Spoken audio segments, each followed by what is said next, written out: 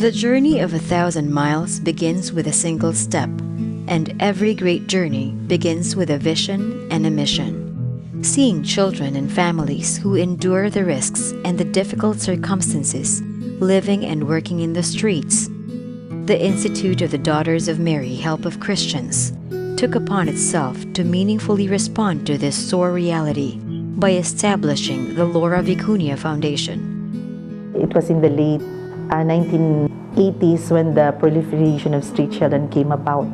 And at that time, our provincial superior, Sister Ana Maria Machusi, was confronted with the starking reality. And that started the reflection of the congregation. It was there that Laura Vicuña Foundation was born. Our goal is to help rebuild the lives of children in need of special protection or in difficult circumstances. The Salesian sisters, with their dedication to immerse deeply in the lives of street children, sought various solutions to alleviate the situation and viewed the phenomenon of street children in its broader context and adjust the Foundation's approaches to respond more meaningfully to the situation. When we first started, we targeted the street children, but when we saw that there were related problems like trafficked children, the working children, that's why we came up with the integrated development program for street children, which we dubbed as the Journey of Hope.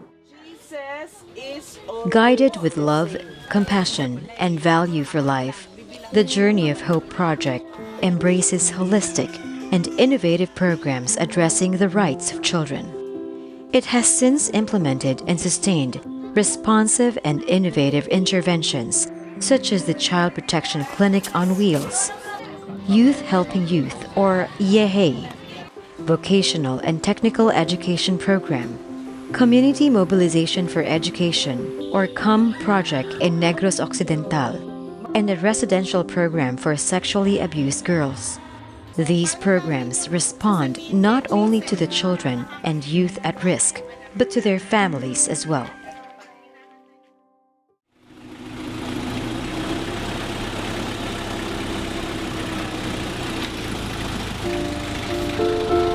Urban poor communities are usually exposed to violence, lack of access to education, economic opportunities, access to health services, responsible parenting, and decent housing. Laura Vicuña Foundation chose these areas to spark awareness, raising on the youth and children's rights, their duties, and advocate for their protection and development. Giving birth to Child Protection Clinic on Wheels, a roving vehicle fueled by passion and hope. It reaches out to every underserved child, families, and communities most at risk of various types of abuse and exploitation. Every week, the sisters and social workers give values formations, educational seminar on children's rights, and catechesis to empower them and guide them to become self-managing and responsible. Almost 10 or hanggang 15 years na siguro sila dito sa amin eh. Every weekend, nandito sila, nagbibigay ng mga lecture. Mga kabataan namin dito na na-involve sa Laura, nagbabago. Yung mga batang nakikita mo na nagsusugal, nawawala. Tinuruan po kami nila, sister, na maging malaya, katulad ng, for example, karapatan po namin mga kabataan na makapag-aral at maging magalang sa lahat. At natuturing po kami dito na dasal. Good and right parenting is vital to a child's growth. All good values spring from whatever is seen and taught by the parents to the child. That is why Laura Vicuña Foundation saw the need to engage the parents in the welfare and education of their children through Parents Reject Abuse, Ignorance, and Sexual Exploitation, or PRACE, which is a spin-off of Parent Effectiveness Service, or PES. So nag-test kami ni Nanay Nits, nag-aral kami doon. Ayun, naalaman ko na yung bata pala, hindi mo siya pwedeng paluin na sobra-sobra kasi pwede siyang magkaroon ng takot. Matututo na ako na kung paano palakihin yung anak ko na hindi siya matatakot sa akin.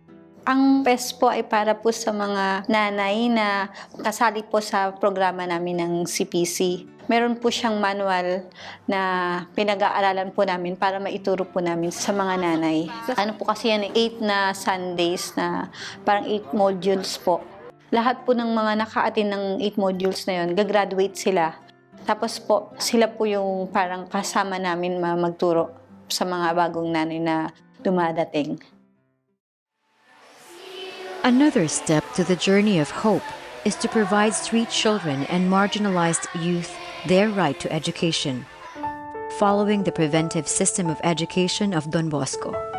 The Laura Vicuña Technology Centers in Manila, Victoria's City in Negros Occidental, and Macarascas, Palawan, which offer viable options like vocational and technical courses for at-risk children and youth as a vehicle for harnessing their potentials as responsible members of society.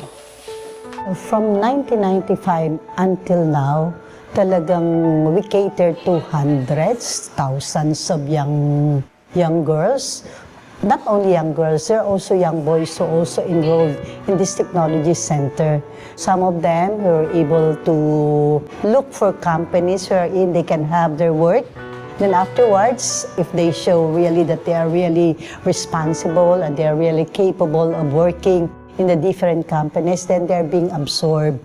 From Monday to Thursday lang po kasi yung klase namin. So nag-aaral po kami kay Sister Ana po, CLE, Christian Living Education, tapos may values din po kami.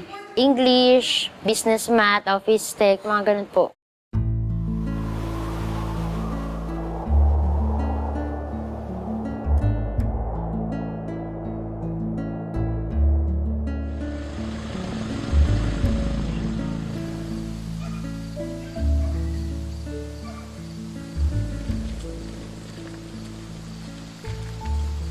One of the pressing concerns in the country is the engagement of children into the labor force, specifically in Negros Occidental, where child labor is prevalent. With the issue at hand, Laura Vicuña Foundation intensified its campaign against child labor through Community Mobilization for Education, or COM. It aims to capacitate community members and prevent further vulnerability of children and youth in sugar plantations from hard labor that further deprive them of education and development. Talagang pinupuntahan namin to yung mga students, nagbibigay po ng session kasi para maproteksyonan po sila laban sa child trafficking, sa pang-aabuso, at saka para rin sila po na ma-empower din po sila kung ano pong gagawin nila. So dapat talaga na yun ang maisip nila, na talagang bigyan nila ng importansya yung dignity nila and worth as a person.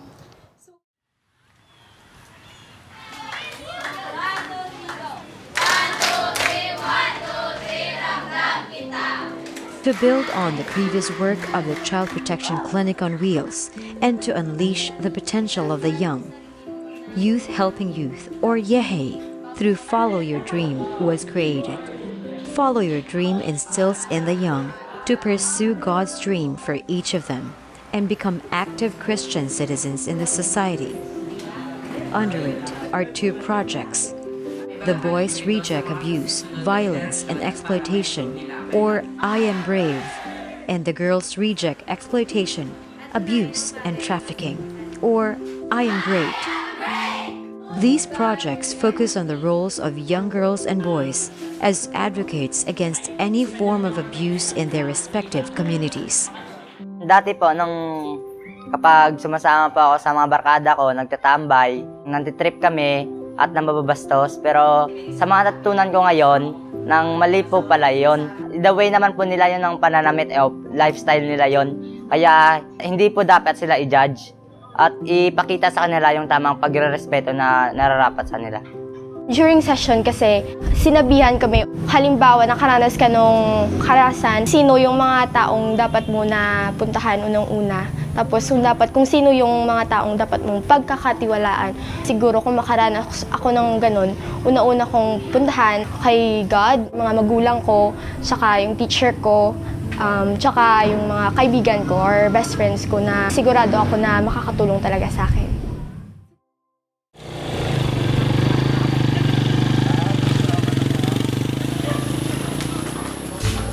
The COME project promotes social protection, development, and empowerment by focusing on formal education program and alternative learning system, giving the children and the youth living in the sugarcane plantations educational opportunities so that they will become partners of change rather than mere beneficiaries.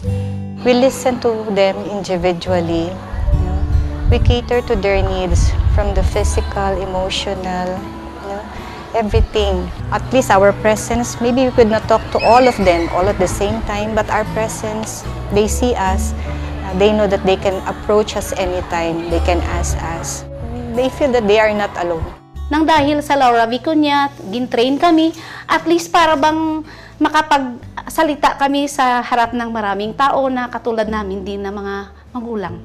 Nag-advocacy din kami sa every asyenda. Nag-child monitoring ako, especially sa mga children in conflict with the law. Getting children out of difficult, dangerous, and precarious work is not an easy task. That is why, as part of its journey, the Foundation fostered partnerships with various institutions that helped the initial steps it has taken to secure a better future, not only for the children of Negros Occidental, but for the protection and development of the country's children of the canes through national conferences.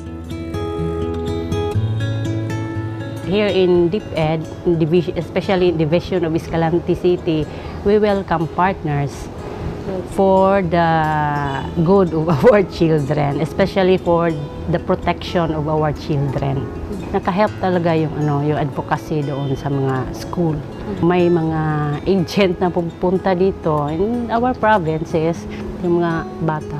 Hahanap lang daw sila ng pera, pupunta sila doon sa Manila, papasok na bilang kasambahay. At least aware lang sila, baka kung pupunta sila doon, matraffic sila. While other children enjoy the care of a complete family, many children are longing for the warmth and loving protection of a home. Laura Vicuña Foundation built a refuge for the sexually abused, exploited, and trafficked girls. This home will nurture and help them heal through psychosocial and spiritual interventions and regain their dignity and become responsible survivors.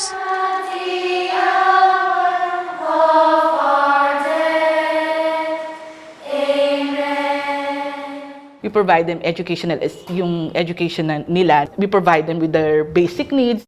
May medical attentions din kami na binibigay sa kanila. Siyempre, dito sa aming spiritual formation since na this is under the management of the sisters. Parang trademark ng Laura Vicuña.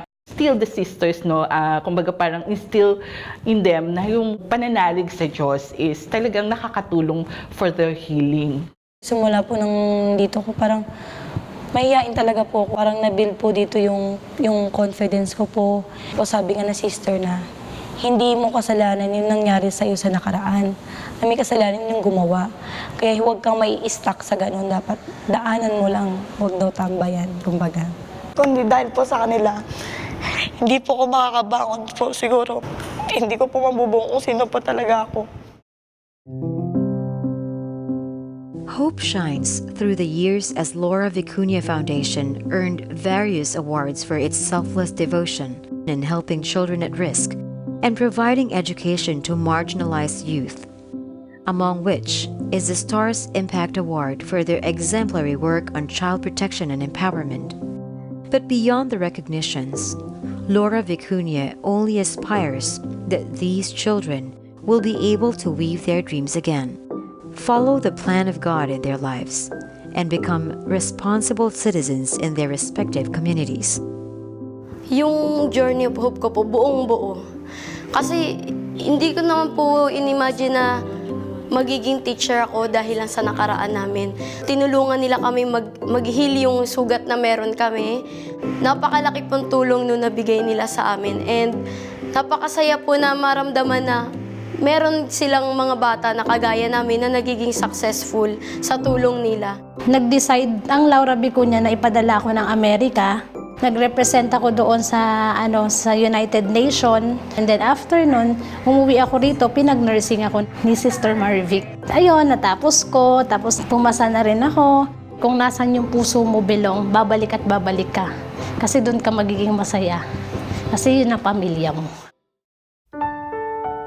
The years that I have been here at Laura Vicuña Foundation, I can see that it is also a journey of hope for me.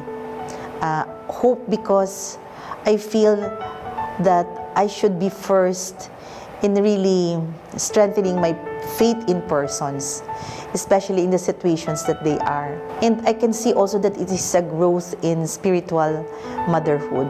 The journey is really for me to listen to them, to be with them, and to accompany them in their growth process. We have to help our young people to have moral strength, to be discerning individuals, so that they will be able to choose always what is good, what is true, and what is beautiful.